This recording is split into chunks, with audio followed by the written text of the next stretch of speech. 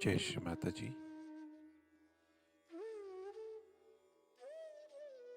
A very good morning to everyone. Let us all bow down to Shri Mataji, raise our Mother Kundalini and put Bandhan.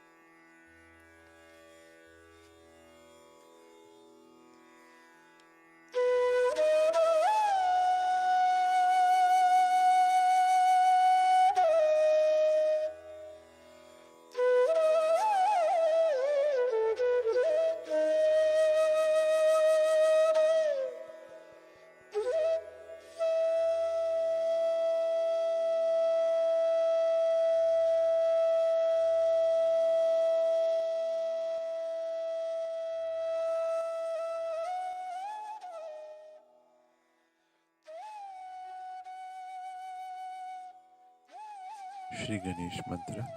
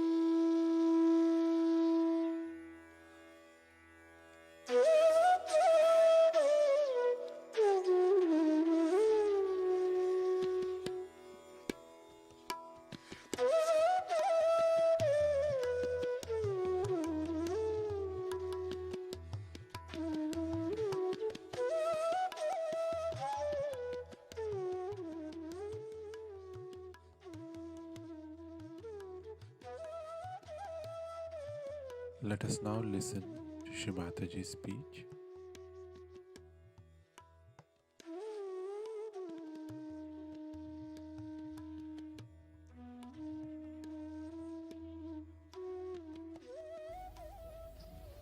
Today you have arranged this worship of your Guru.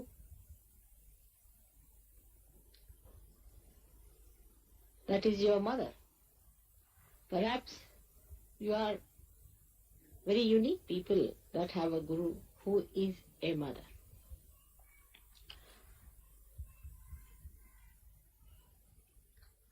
Why this puja is arranged?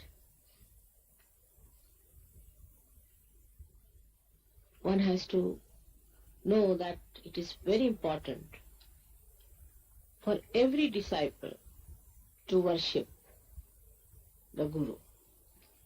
But the Guru has to be a real Guru, not a one who is just exploiting the disciples and who is not authorized by God.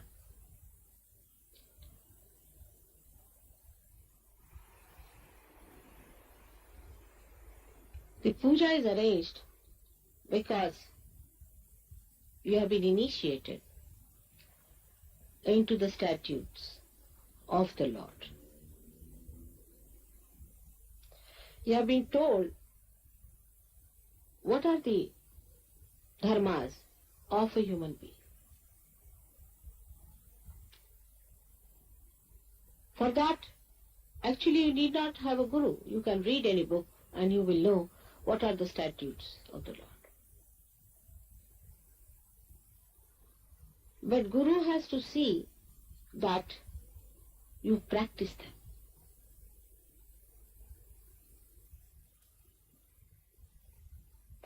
These statutes are to be practiced, to be brought into your own life, which is a difficult thing.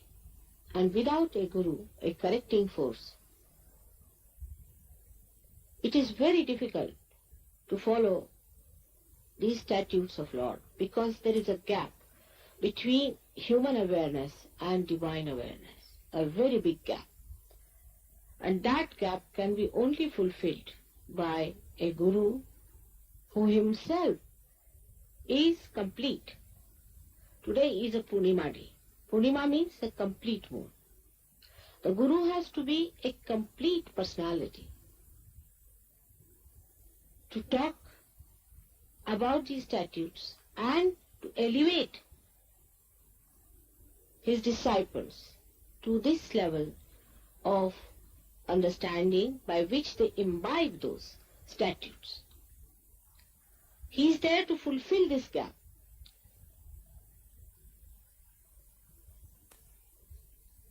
And for that it is essential that every guru has to be a realized soul of a very high quality and greatly evolved. He need not be a person who is an ascetic, or he need not be a person who is living in the forest. He could be a common householder. He could be a king. All these outward manifestations of one's life do not matter. Whatever may be your position, I would say the so-called position, in this world makes no difference to your being a guru, as long as you have imbibed the statutes of the Lord. Again I say, you have to imbibe the statutes.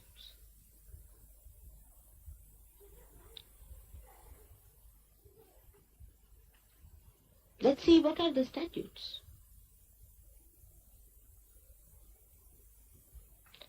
First is, you do not harm anyone.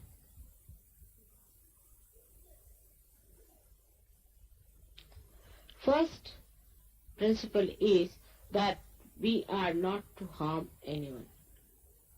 Animals do harm without knowing that they are doing harm.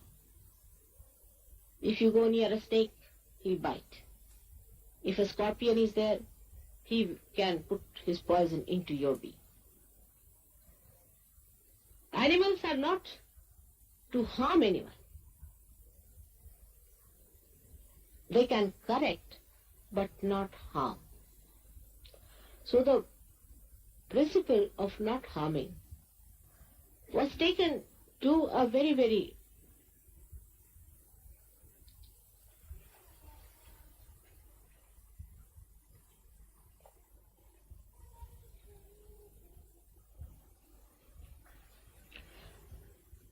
to a point where reality disappeared.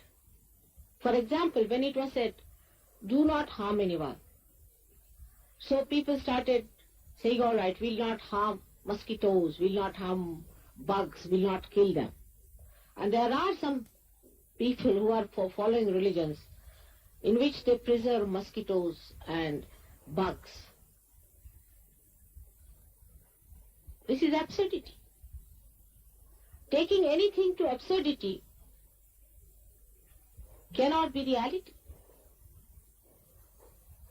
First of all, we should not harm anyone who is walking in the path of God. The one who is a realized soul.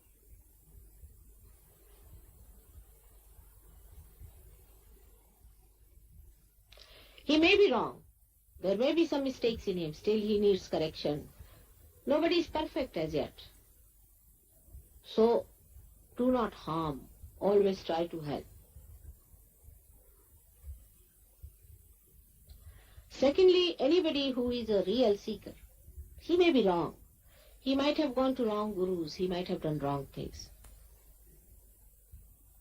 But have feelings, because you have been going on the wrong path yourself sometimes. You have been misled before. So have more sympathies. That's why if you have done mistakes, in a way, it's good because you have more sympathies for such people.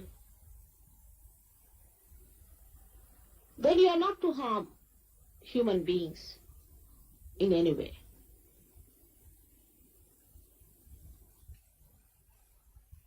You are not to cause them any bodily harm, any emotional upsetting. Just for harm's sake. For correction is all right.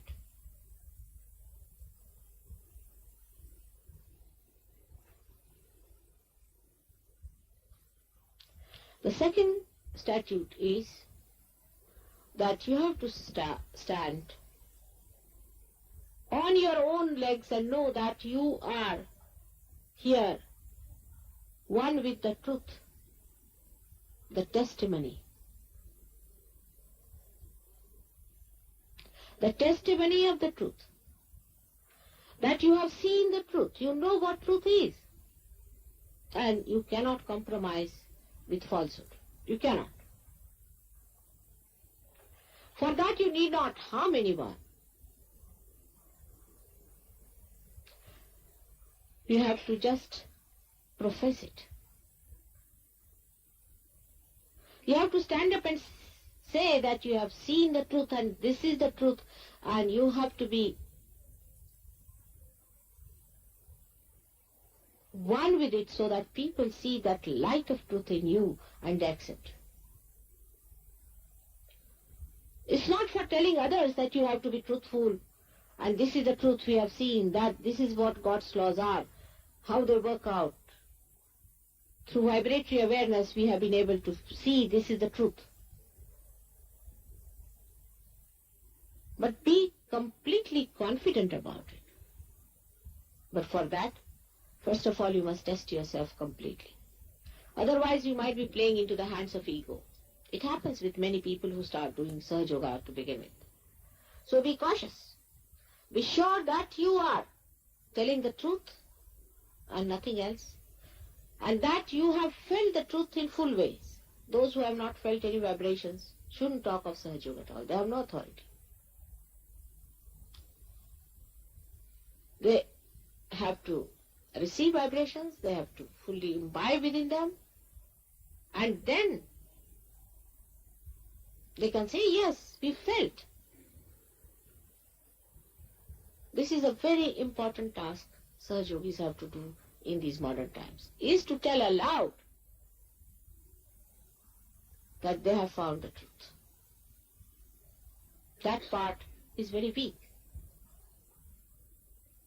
In whatever way you like, you can write books, you can announce it, you can talk to your friends, to your relations, and everywhere tell them this is the truth now, that you have entered into the kingdom of God, that you are blessed by the grace of God, that you are realized souls, that you have felt the divine power which is pervading everywhere, and that you can give realizations to others. This you have to tell others. I know that by your accepting truth, you are not adding anything to the truth, but you are adorning yourself. One requires courage to enjoy the truth. Sometimes people will laugh at you, will mock at you, may persecute also. But that should not be any worry to you, because your relationship is with the statutes and with the grace of God. When that is your connection, you should not worry about other people, what they have to say about it. You have to stand up. Adorn yourself with that truth and talk to people, that people will know that you have found it. With that authenticity with which you speak, people will know that you have found it. The difference between a realized soul and a non-realized soul is basically this. He doesn't talk of his woes and his separation with God, but he says, I have found it now. This is it. Like Christ said, I am the light, I am the path. Or anybody else can say that. But you can make out that it is not true. With the confidence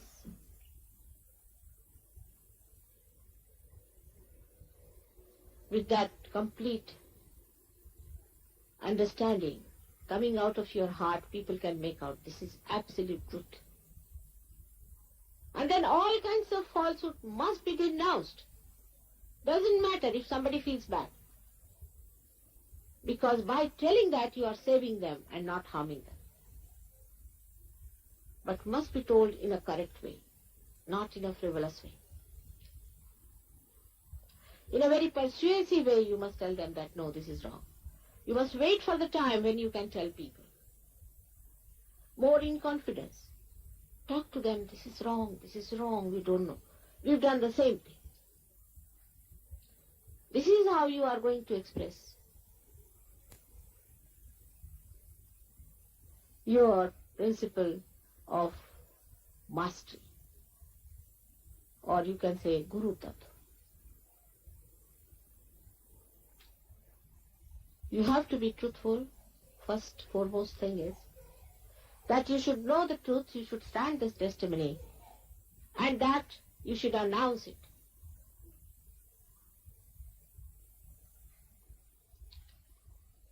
The third thing for a guru in Sahaja Yoga has to do is to develop detachment. Gradually you do develop it, because you find that unless and until you develop that detachment, you are not receiving vibrations in full way. All kinds of detachments have to be developed. Means your priorities change. Once your attention gets fixed up with your spirit, the catch or the hold on things which are of no importance starts reducing by itself.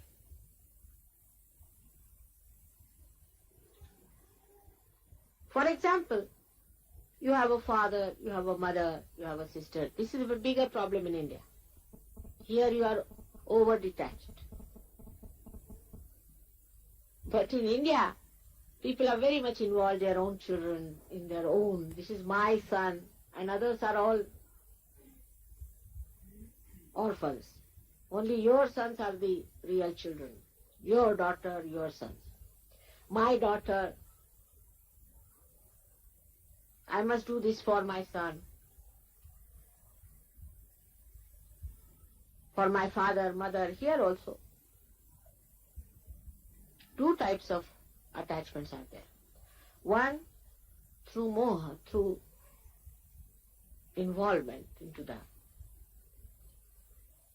that you want to do this for them and that for them and give all the property to them, insurance for them, every sort of thing. And another could be the way we have here, that you hate your mother, you hate your father, you hate everyone. Both things are just the same. So a detachment must be developed. The detachment is that you are your father, you are your mother, you are everything. Your spirit is everything to you. You have to enjoy only your spirit as everything.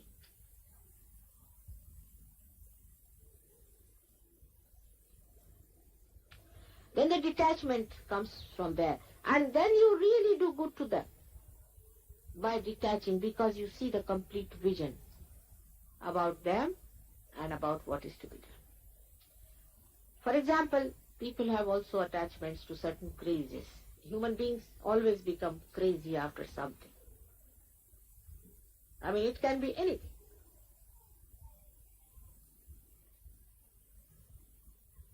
One has to understand there should be only one craze, is to be settled absolutely into your spirit.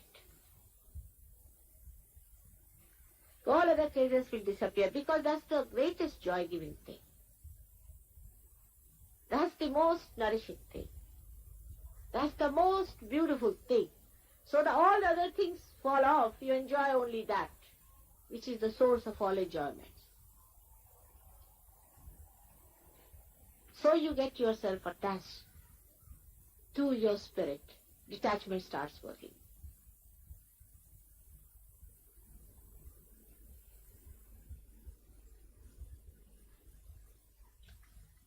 Sometimes detachment is taken as a license for becoming dry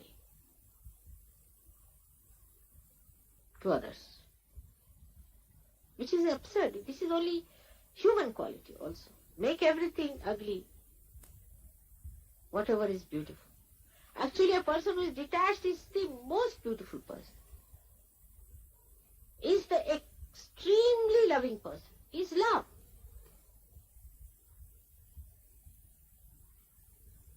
Look at the flowers. They are detached. They are dying. Tomorrow they are not going to live, but every minute they live, they are emitting fragrance to you. The trees are not attached to anything. They will die tomorrow. Doesn't matter. But anybody who comes to them, they give shadow. They give fruits.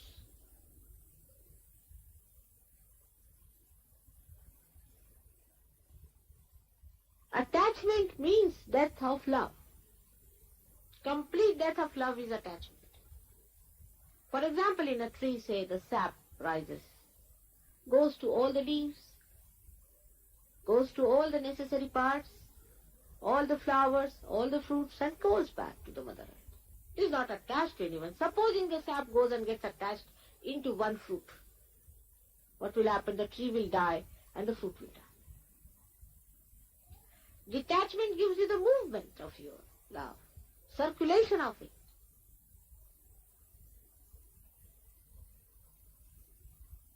For things now, things have no value unless and until there are emotions behind it. Now, for example, a sari, this one I am wearing today, was bought for Guru Day, Guru Purnima.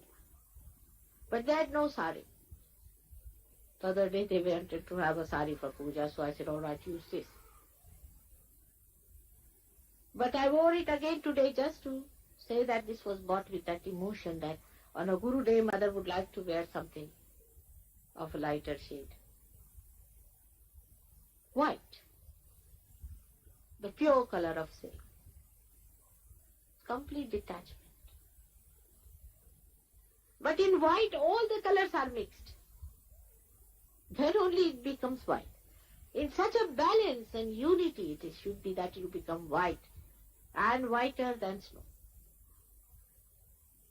Detachment is purity, is innocence, Innocence is such a light, I tell you.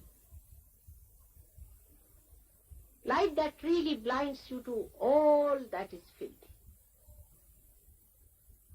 You wouldn't even know that a person has come with bad intentions. You look at the person who says, somebody comes to you, you'll say, oh,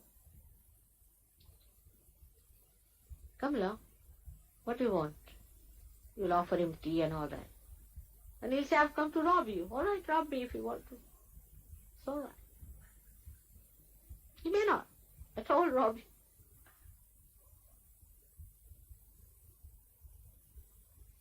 That is what is innocence, which one can develop only through detachment. Detachment is of the attention. Do not allow your attention to get involved into something too much. Even rituals of anything. Say now, we have not washed Mataji's feet. All right, doesn't matter. You love me, all right. If some mistakes are committed, what does it matter? If you see on the abstract plane, it's love. This is just a step forward. Like somebody ran very fast and fell down before reaching me. Say, mother, sorry, I fell down before reaching you. I should not have done that. But see how I prostrated before you. Is complete poetry, detachment.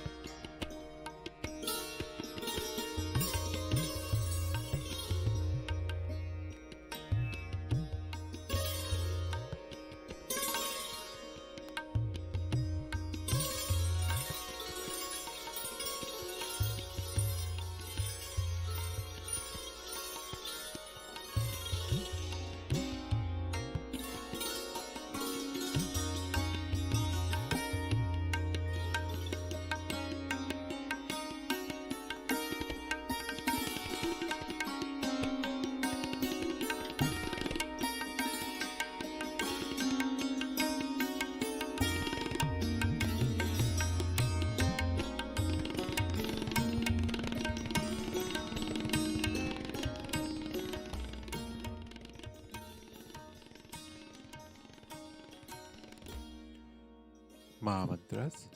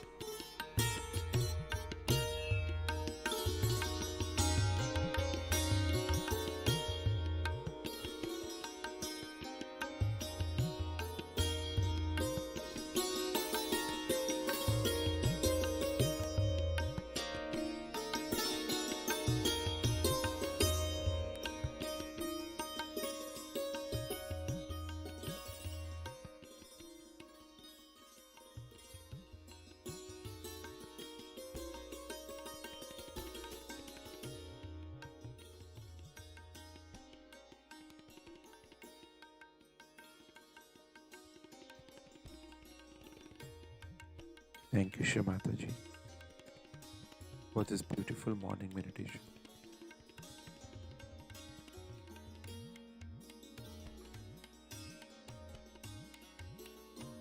Let us all bow down to Shri Mataji. Raise our Mother Kundalini and put Bandhan.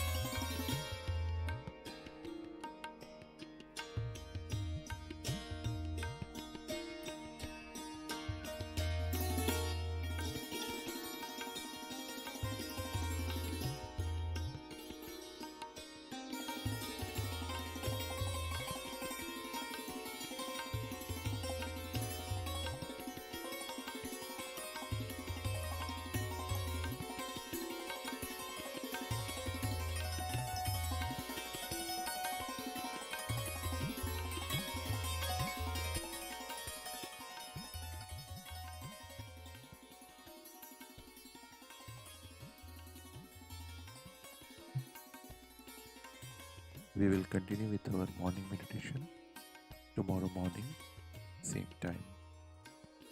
Jai Shri Mataji.